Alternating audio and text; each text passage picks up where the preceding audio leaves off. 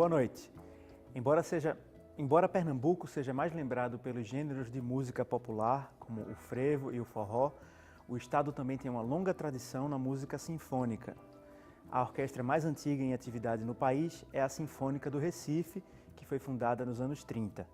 E nos últimos anos ganhou destaque dentro e fora do Brasil uma orquestra que é também um trabalho social, a Orquestra Criança Cidadã, no bairro do Coque. Mas apesar da história, as orquestras de Pernambuco estão longe de viver a vida na flauta. O caso da Orquestra Sinfônica Jovem do Conservatório Pernambucano de Música é emblemático. Criada em 2004, ela se apresentou em diversas capitais e cidades do interior, formou vários músicos de destaque, mas agora está fora do circuito de apresentações. No Opinião Pernambuco de hoje, a gente vai conversar sobre as orquestras de Pernambuco. Nossos convidados dessa noite são Nilson Galvão Júnior, que é coordenador musical e regente da Orquestra Criança Cidadã, e completa o nosso programa Matheus Alves, que é músico, compositor e integrante da Orquestra Sinfônica Jovem do Conservatório Pernambucano de Música. Participe do Opinião Pernambuco pelas redes sociais, por e-mail e por telefone também. Vamos ver se o nosso telefone funciona hoje. No Twitter, a gente está em @opiniãope. No Facebook, nossa página é facebook.com/opiniãopernambuco. E o nosso e-mail é opiniãotvu@gmail.com. O telefone é 3423-6836. Antes da gente começar o nosso debate, eu queria dizer que a gente convidou e que a presença do regente da Orquestra Sinfônica do Recife estava confirmada para esse programa até o final da tarde, quando a gente soube que o regente não poderia comparecer. Então, a gente tem que prestar essa conta ao público, que a gente convidou e a gente fez questão de chamar o representante da Orquestra Sinfônica do Recife, e ele não pôde estar aqui. Dito isso, vamos começar o nosso debate. Muito obrigado pela presença de vocês aqui no Opinião Pernambuco. E eu queria começar pelo começo mesmo. Assim, vou pedir para Nilson falar um pouco sobre a história da Orquestra Criança Cidadã, desde quando existe esse projeto, qual é a proposta dele e como é que tem sido essa experiência. Olá, boa noite a todos. Primeiramente, assim, falar da Orquestra Criança Cidadã é falar um pouco, ou muito, né, de um sonho, né, que se tornou realidade. Mas a Orquestra Criança Cidadã completou nesse mês de julho desse ano 8 anos de vida, né?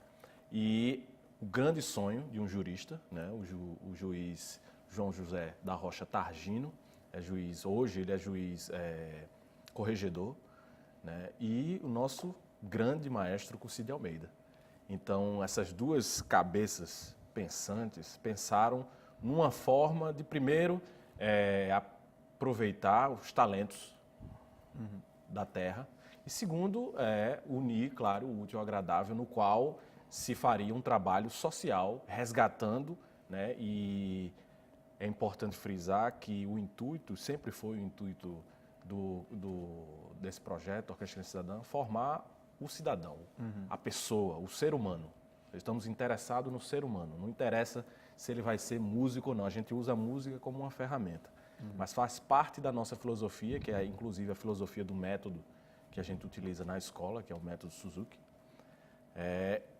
fazer com que a música se torne o moldador do caráter desse ser humano. Hoje vocês atendem não sei nem se atendem é o verbo correto, mas quantas crianças, quantas pessoas participam do projeto? Bom, boa pergunta. Hoje a gente atende a 170.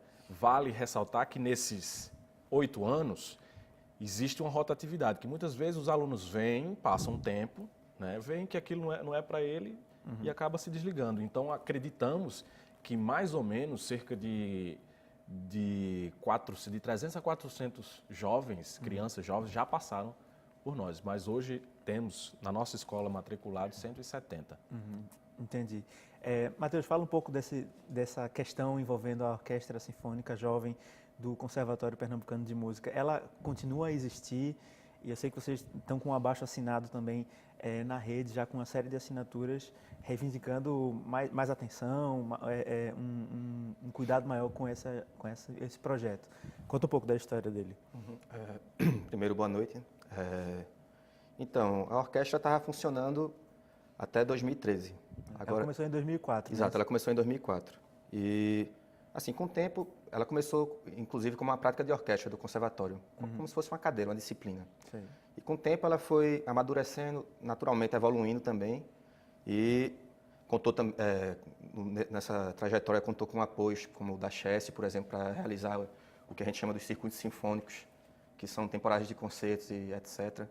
E passou pelo interior, por várias Exato, a cidades, gente né? passou por mais de 40 municípios de Pernambuco, sem contar algumas capitais do Nordeste também, nas turnês que a gente fazia pelo Nordeste. Nilson mesmo participou de vários desses concertos, a gente tocou junto lá.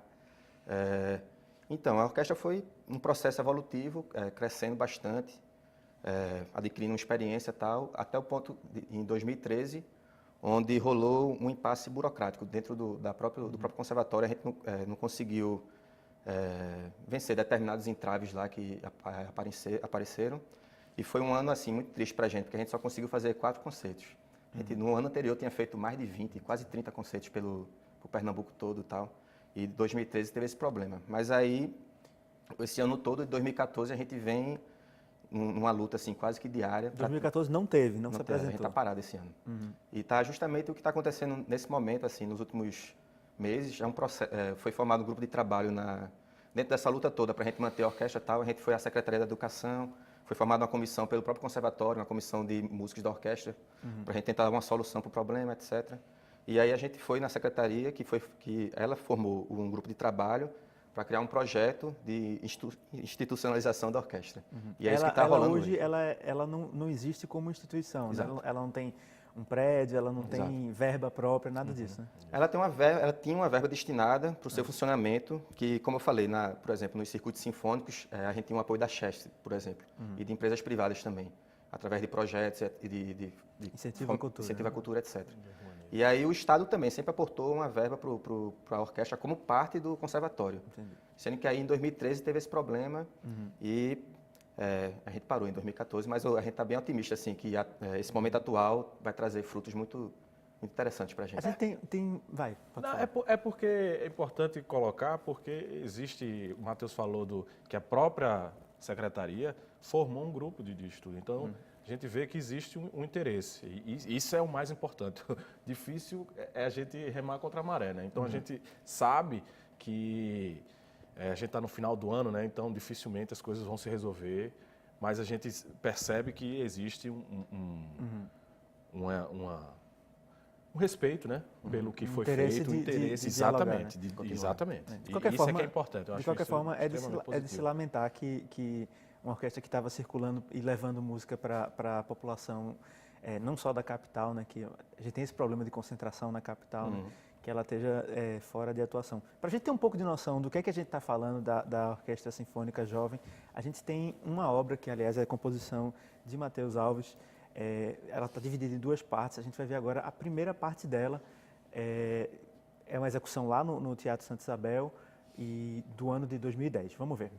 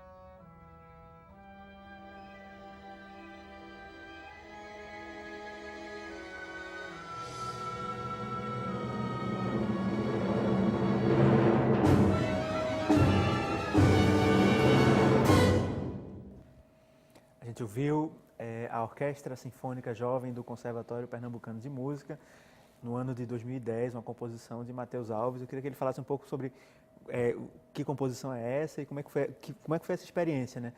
Eu, particularmente, estou acostumado a ver as orquestras daqui tocarem um repertório que já é consagrado, que já existe, né? E aí parece que foi a estreia de uma composição com uma orquestra local, que é uma coisa muito especial, né? Foi bem emocionante, praticamente. Essa composição, eu sempre compus e tal, e tinha meio que um sonho assim de compor para orquestra. E tive a sorte do maestro Zé Renato, ele tem uma abertura total assim para novas ideias e tudo mais. E aí ele embarcou comigo nesse projeto. E ela é basicamente, na época, e desde sempre assim na orquestra, a gente sempre tocou peças de Cláudio Pereira, que é um compositor consagrado aqui de Recife, que para mim é uma grande referência também. Também compõe freios e tudo mais. É um cara bem vamos dizer, criativo, sei lá, como é a melhor palavra. Mas então, aí, na época, por estar em contato tão direto com esse repertório pernambucano também, né, que é como se eu sentisse o sangue respondendo, assim, quando a gente toca. Nilson também já tocou várias peças dele, sabe como é que é. E eu senti, assim, que era um momento de a orquestra render uma homenagem a esse grande compositor daqui. E eu meio que assumi essa tarefa de fazer isso em nome da orquestra. Como é que se chama a obra O especificamente? nome da obra é As Duas Estações Nordestinas. E essa que a gente ouviu foi a primeira parte que se chama Chuva. Pronto, a gente vai ouvir a segunda parte no segundo bloco do programa, que é a Estação do Sol, né? A gente estava falando sobre financiamento, né? Sobre esse problema.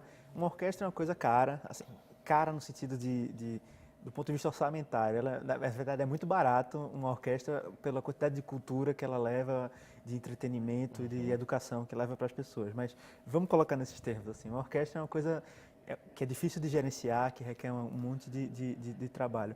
No caso da Orquestra Criança Cidadã, como é que ela é financiada? Como é que vocês mantêm as atividades funcionando? Isso, nossas atividades são mantidas através de patrocínios. A gente costuma dizer que a gente tenta equilibrar aí as nossas verbas, né? No caso, sendo governamental e privada, né? Público-privada. E a gente gosta muito de utilizar esse equilíbrio, porque é importante até mesmo por conta da continuidade, porque de uma forma geral, né, a questão governamental tende a flutuar bastante. Já o privado a gente pode contar com uma sequência duradoura. Né? Então a gente tem hoje, né, a Caixa Econômica Federal, né, temos projetos de Lei Rouanet, né, e o último agora aportado pelos Correios, né. Tivemos durante muito tempo a Chesf, que aí entrou num problema começou a trabalhar no vermelho, então foi uma direção de cima para tirar todo o dinheiro que era. E aos poucos voltaram, agora nos ajudaram para essa viagem que fizemos ao Vaticano. E a gente vai conversar sobre ela daqui a pouco. E também agora, no ano 2015, existe uma possibilidade de eles ir aos pouquinhos voltando como era, porque existe uma admiração muito grande da Chesf em relação ao projeto. E os privados? Exatamente. Hoje a gente consegue, através dos projetos de Lei Rouanet, né, ir atrás de parceiros privados. Os grandes parceiros nossos são o Hospital Real Português, né, as empresas Estaleiro Atlântico, são empresas já direcionadas através do sistema de federação das indústrias, do SESI-FIEP, que aí encaminha. A gente tem uma boa, porque Armando Monteiro durante muito tempo foi presidente, e o pai, Armando Monteiro, é muito amigo do nosso juiz, Targino.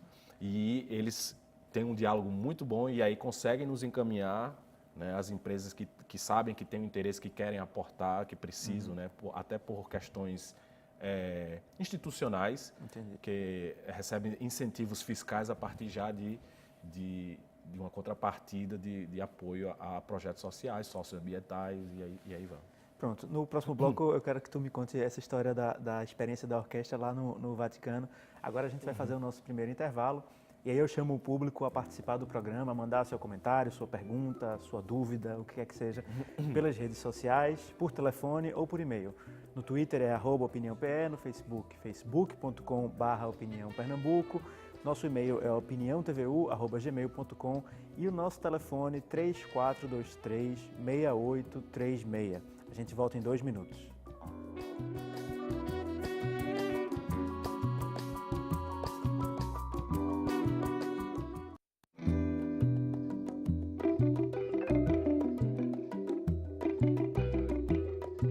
Opinião Pernambuco, o nosso tema de hoje são as orquestras do estado, as orquestras de Pernambuco.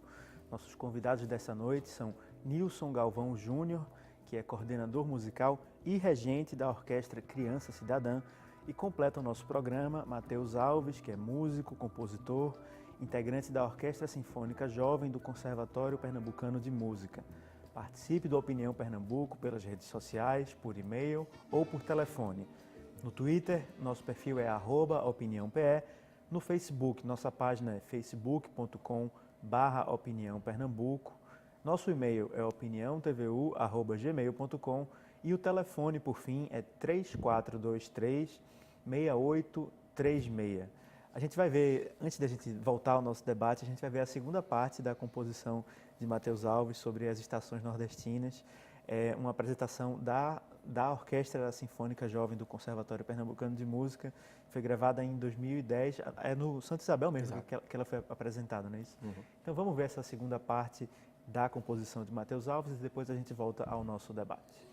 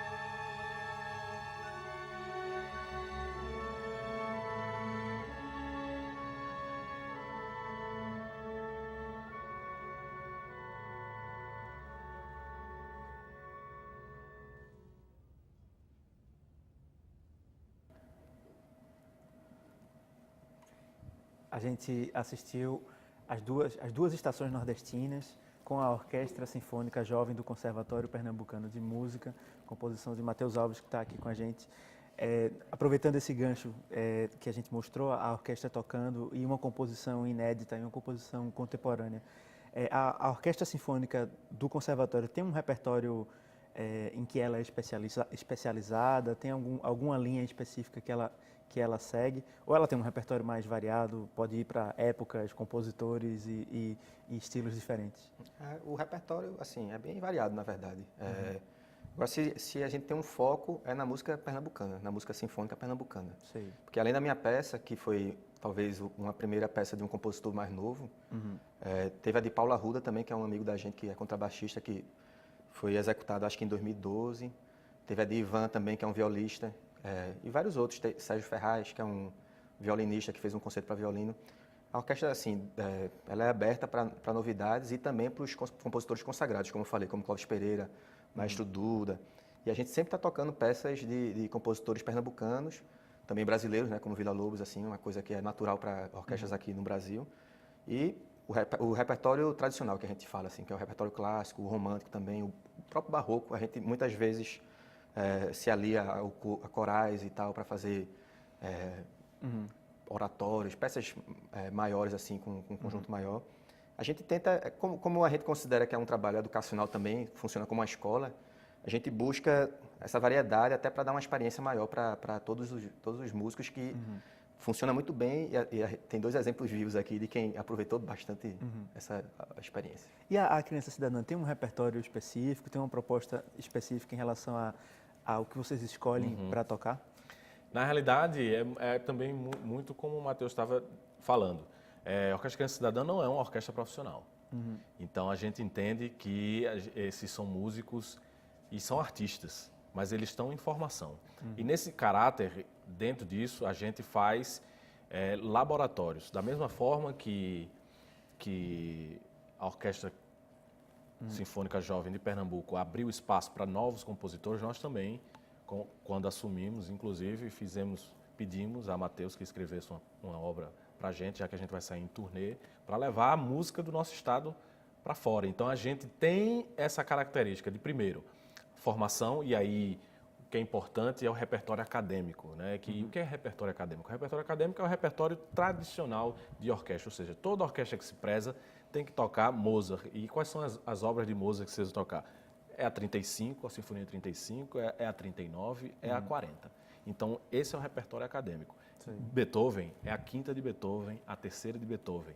É imperativo que orquestras jovens trabalhem repertório acadêmico, porque para que esses alunos, quando se profissionalizarem, ele tem uma base, né? E não que não, mas é necessário. E aí, essa é a minha primeira temporada, que vai terminar em dezembro, agora no final de dezembro, e aí a gente construiu um repertório de acordo com o que se achou que era necessidade. A primeira coisa que foi trabalhada foram dois elementos importantíssimos para uma orquestra, que era ritmo e sonoridade. Então, escolhemos em fevereiro um repertório barroco, e aí tocamos Corelli, tocamos Vivaldi, tocamos Bach.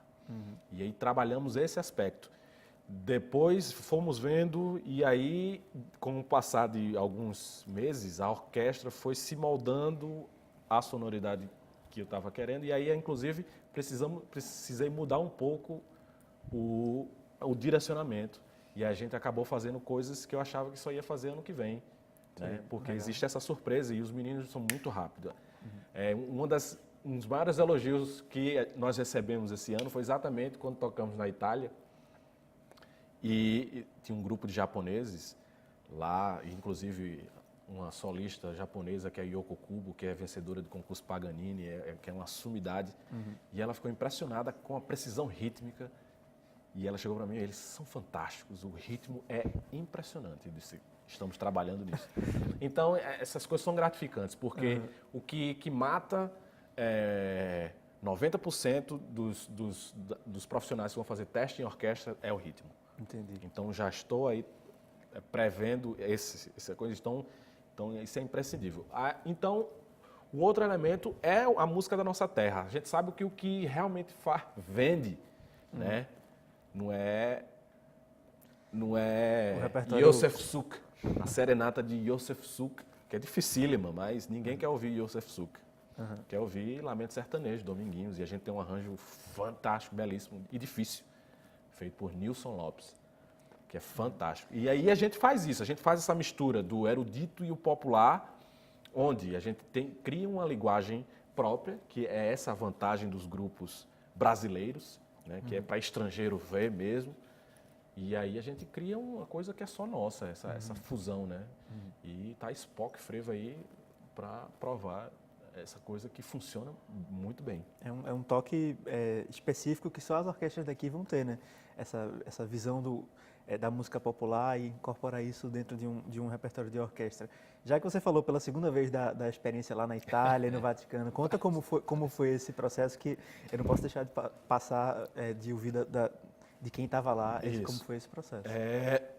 Fantástico. Acho que comentei isso recentemente, alguém, não lembra quem foi, que disse assim, olha, para mim, né, que morei quase 10 anos fora do Brasil, foi uma experiência assim fantástica.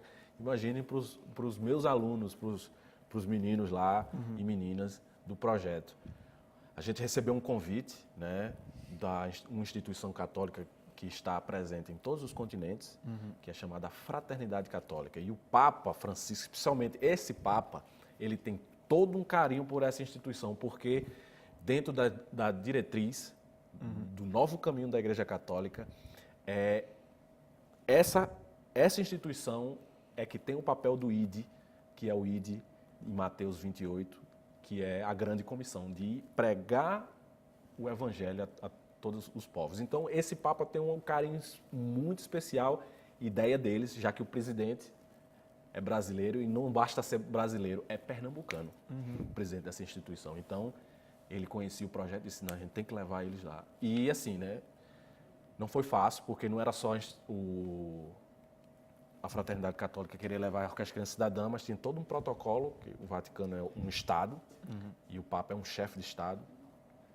E já se tinha ele já tinha dito não a muita coisa, né, em relação a visitas, inclusive uma pessoa com quem ele sempre fez o sapato, que queria levar lá, e ele disse, não gaste dinheiro com isso não, pega o dinheiro que ele ia gastar para vir trazer esse sapato aqui para mim, e ele compra alguma coisa para a oficina dele, né? Ele é muito altruísta.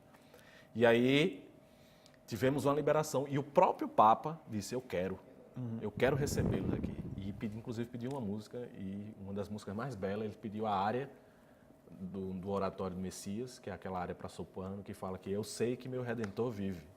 Faz parte, depois do Aleluia de Handel, que é apoteótico, entra o anjo e fala que Jesus, na realidade, não morreu, ele vive ainda. Essa foi a peça que vocês tocaram especificamente para ele? Que ele pediu. Ah, tá. Ele pediu especificamente essa peça. Claro que a gente tocou outras coisas. Tocamos o hino do time do coração dele, que é o São Lourenço. Lá da Argentina, né? Isso. E a gente sabia já de informações que ele é muito fã do compositor alemão Johann Sebastian Bach. Então fizemos o nosso programa baseado nisso e ao redor dessas coisas, esses outros elementos. E foi uma coisa fantástica. Inclusive, eu acho que... Quantas pessoas participaram? Quantos jovens músicos? participaram? Sim. Estávamos com 45 músicos. 44, 45. Acho que 45 comigo, né? Que eu sou músico, apesar de não fazer som quando rejo, mas... Entendi. E imagino que para muita gente tenha sido a primeira viagem para fora do país, a primeira viagem para tocar num ambiente dessa pompa, né? Assim. E foi engraçado ver assim no semblante de muitos desses meninos, porque você via perfeitamente que eles não faziam ideia do que estava acontecendo antes. E você vê assim, a Rebeca, que é universitária, chegar lá e dizer, não acredito que eu estou aqui. Você ouvia assim, ela falando, eu estava só ouvindo, ela não me viu, não sabia o que eu estava prestando. Não acredito que eu estou aqui em Roma. Isso não é possível. E ela chorou, e ela chora. E é coisa assim, a ficha cai, e para alguns deles a ficha só caiu quando eles voltaram.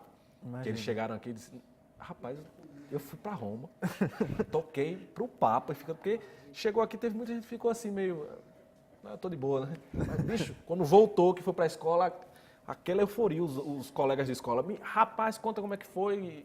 E aí que foram começando a se tocar. Não, eu sou o cara da vez agora. Muito legal essa história. A gente vai fazer o nosso segundo intervalo.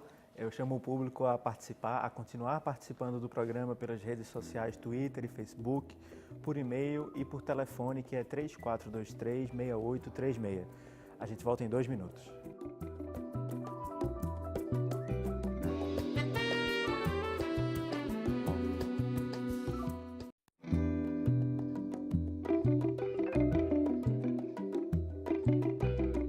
De volta com a Opinião Pernambuco, nosso tema de hoje são as orquestras de Pernambuco. Nossos convidados desta noite são Nilson Galvão Júnior, que é coordenador musical e regente da Orquestra Criança Cidadã. Completa o nosso programa Matheus Alves, que é músico, compositor e integrante da Orquestra Sinfônica Jovem do Conservatório Pernambucano de Música. Ainda dá tempo de participar do Opinião Pernambuco pelas redes sociais, por e-mail ou por telefone. O Twitter é @opiniãope. No Facebook é facebook.com/opiniãopernambuco e o e-mail é opiniãotvu@gmail.com. Se preferir o telefone é 3423-6836. Matheus, tem um abaixo-assinado na internet pedindo providências, pedindo mais atenção com a Orquestra Sinfônica Jovem lá do Conservatório Pernambucano de Música. Como é que é possível acessar esse abaixo-assinado e o que é que vocês pedem nele? Então, o abaixo-assinado a gente considera como mais uma forma de chamar atenção para a nossa situação e reforçar essa necessidade de dar uma continuidade para o trabalho que, na nossa visão, é imprescindível assim, para a música de Pernambuco, a música sinfônica e a música de Pernambuco também.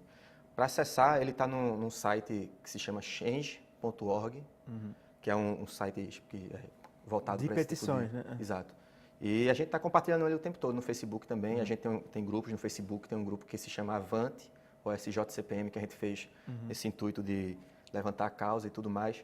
Mas, ao mesmo tempo, é como o Nilson falou mais cedo, a gente nota que tem uma disposição muito forte do governo em dar essa continuidade. E, inclusive, esse processo começou ainda no governo de Eduardo Campos, do ex-governador. E ele era um grande apoiador do nosso trabalho, ele ia para os concertos com a família e tudo. E a gente sente, assim, que o processo está sendo bem interessante, inclusive para dar um passo à frente, porque na nossa visão, como eu falei mais cedo, a orquestra ela teve um processo evolutivo natural e ela adquiriu um status que a gente considera semi-profissional. Tinha músicos profissionais e alunos. E é uma situação, inclusive, que muitas orquestras no Brasil, vários outros projetos trabalham nesse sentido. Assim.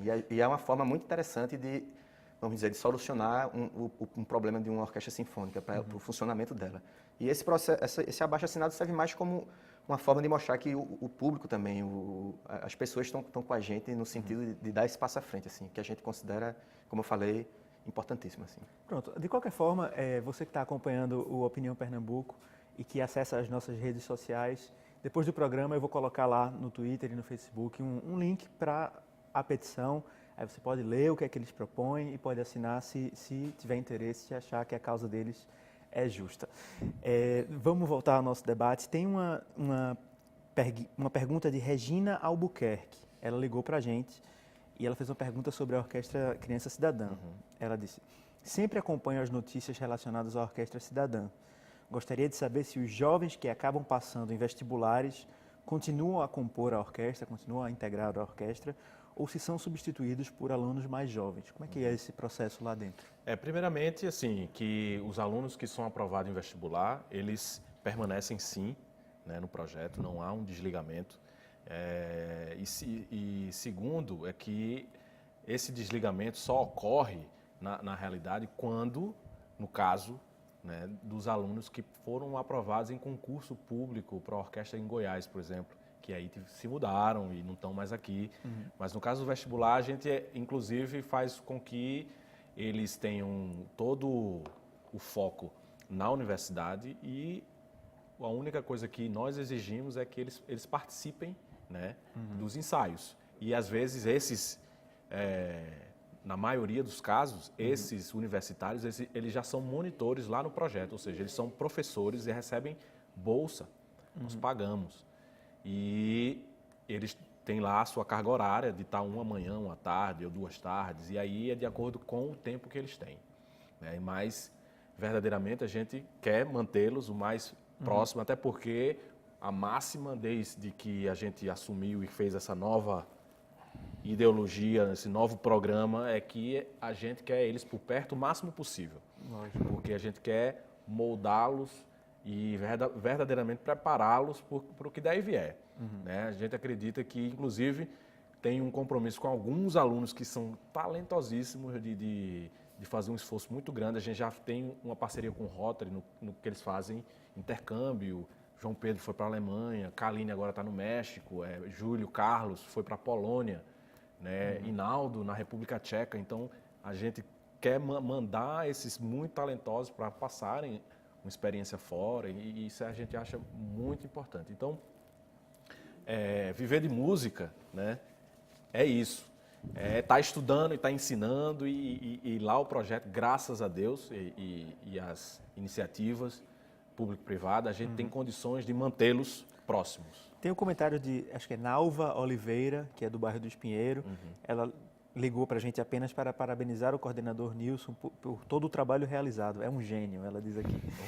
Queria aproveitar para perguntá-los, já que a gente falou tanto de música e educação, vocês acham que esse casamento entre esses dois campos no Brasil, ele vem sendo corretamente explorado? A gente vem utilizando bem, tanto no contexto nacional como nos contextos estadual e local, o potencial da música como indutora da educação, sei lá, como parceira da educação. O que é que vocês pensam a respeito dessa relação? Eu sei que hoje a gente tem uma lei que obriga o ensino de música nas escolas, mas eu sei também que isso está muito distante de ser uma realidade nas escolas brasileiras, né?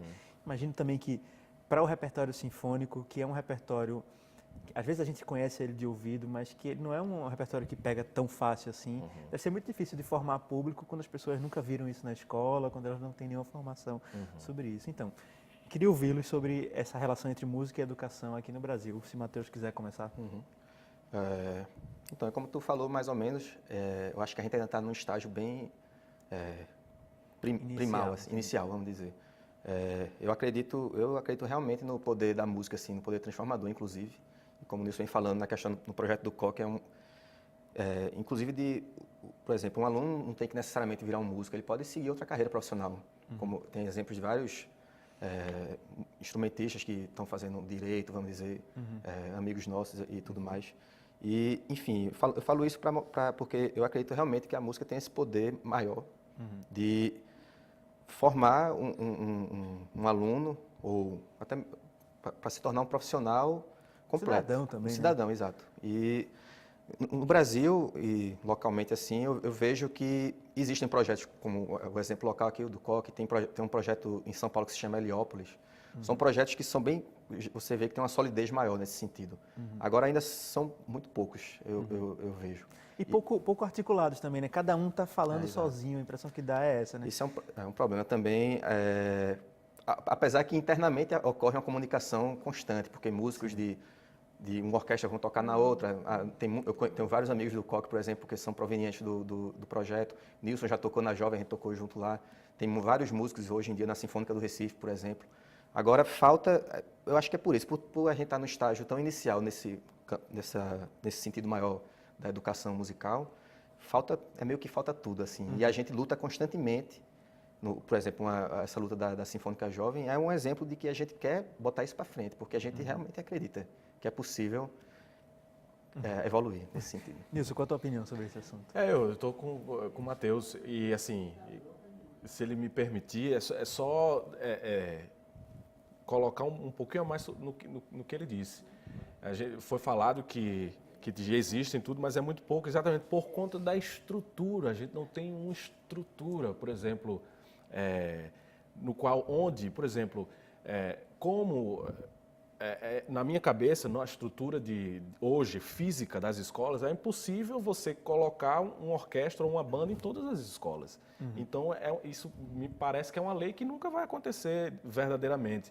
Mas existem meios, sim, quando você pensa que se, por um acaso, a gente criar polos, onde os alunos de várias escolas se reúnem nesse polo para ali ter o tempo deles de orquestra. E aí primar também para uma aula de classe que se chama apreciação, não é nem musical, mas das artes.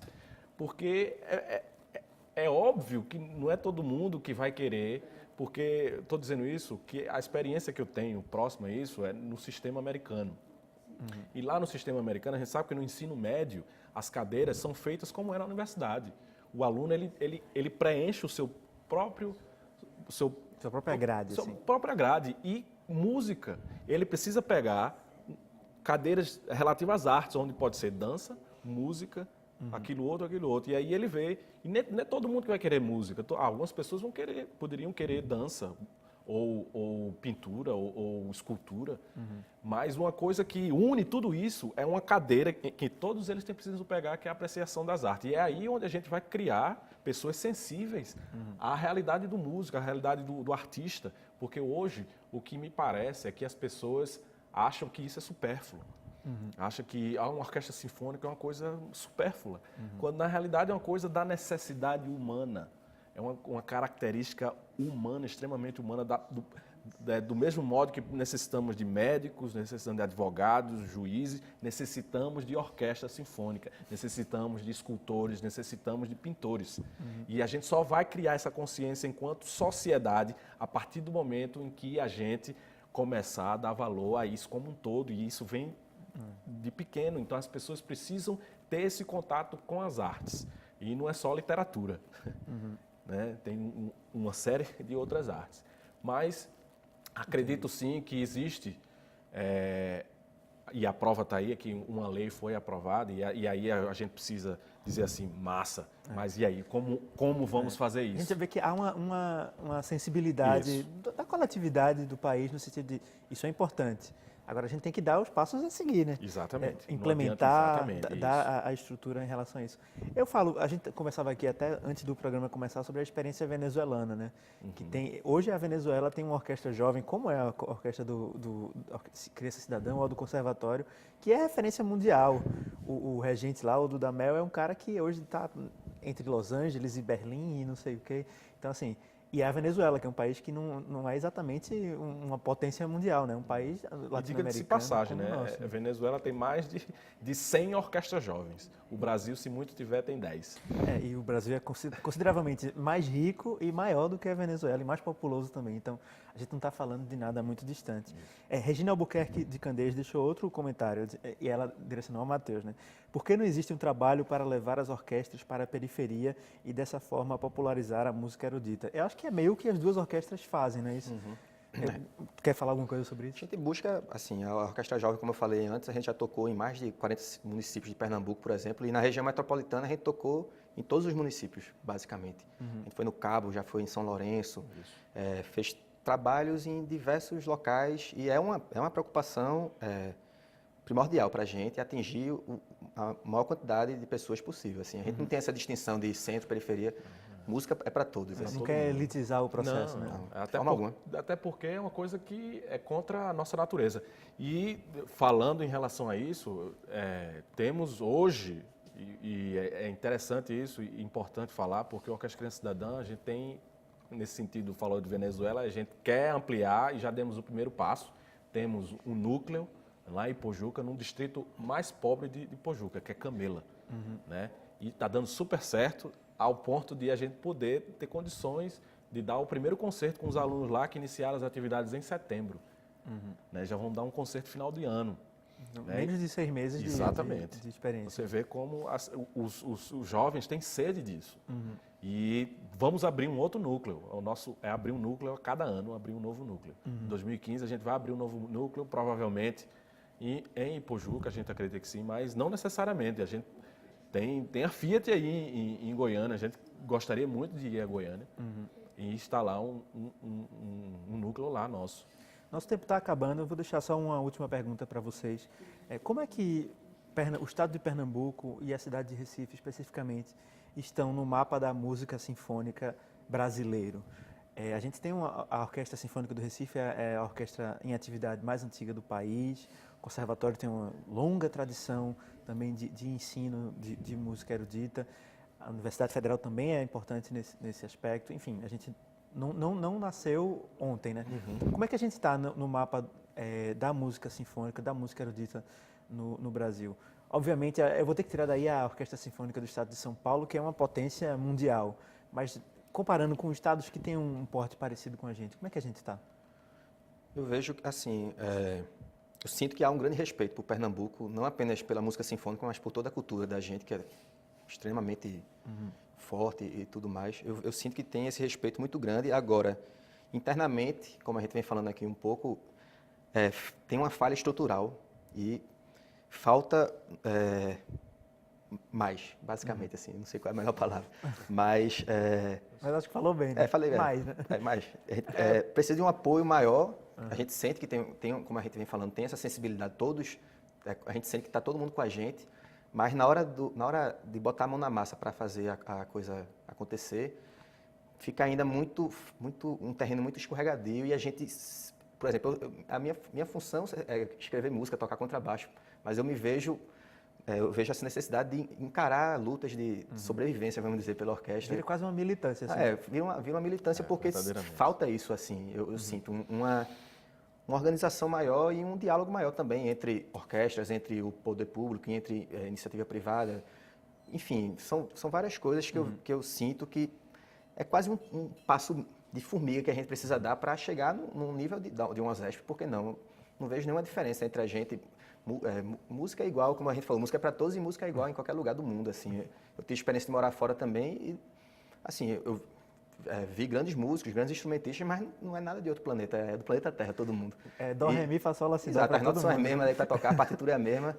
E eu vejo que Pernambuco tem esse potencial para ficar em pé de igualdade no Brasil com qualquer outro estado. Eu tenho um minutinho para ouvir a tua opinião sobre isso. Como é que a gente está no mapa brasileiro? Eu sou um pouco saudosista. Eu acho que a gente teve um tempo de glória, que esse tempo de glória passou.